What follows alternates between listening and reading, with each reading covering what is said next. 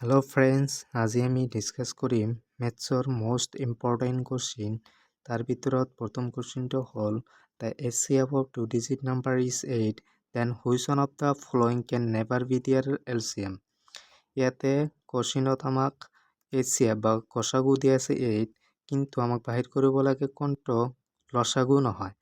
গতিকে ইয়াতে আমি শ্বৰ্ট ট্ৰিকত বাহিৰ কৰিবলৈ হ'লে প্ৰথমে এটা কথা মনত ৰাখিব লাগিব যে LCM always divisible by HCF. So ইয়াত 8ক আমি এই গোটেইকেইটা অপশ্যনক ভাগ কৰি চাম।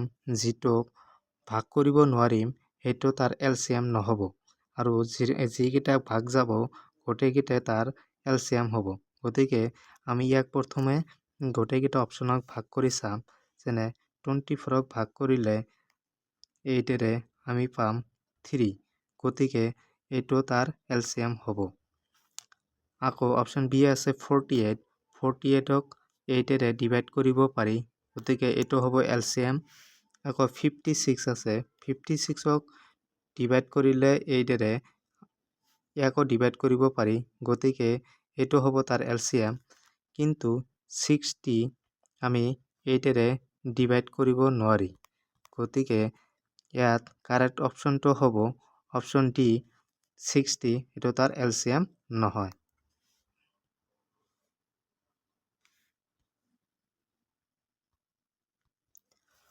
দুই নম্বৰ কুৱেশ্যনটো হ'ল was asked to find arithmetic mean of the following 12 number like ইয়াতে 12টা নাম্বাৰ দিয়া আছে, আপোনালোকে দেখাই পাইছে 3, 11, 7, 9, 15, 13, 18, 8, 19, 17, 14 and x, and he found the arithmetic mean to be 12, then the value of x is।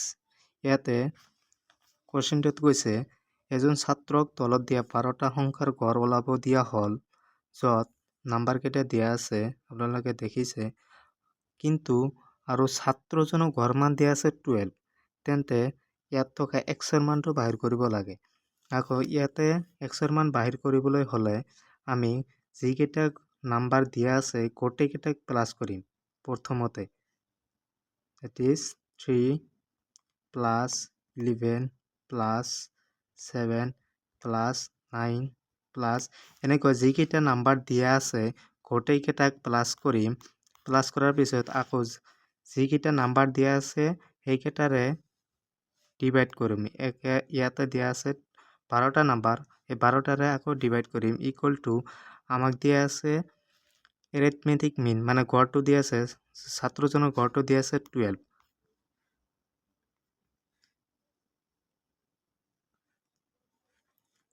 কিন্তু ইয়াক আকৌ আমি সলভ কৰিলে পাম, ইয়াক যোগ কৰিলে পাম, গোটেইকেইটা যোগ কৰিলে পাম 137 প্লাছ এক্স ইকুৱেল টু এই 12 আৰু 12 পূৰণ কৰিলে পাম 144।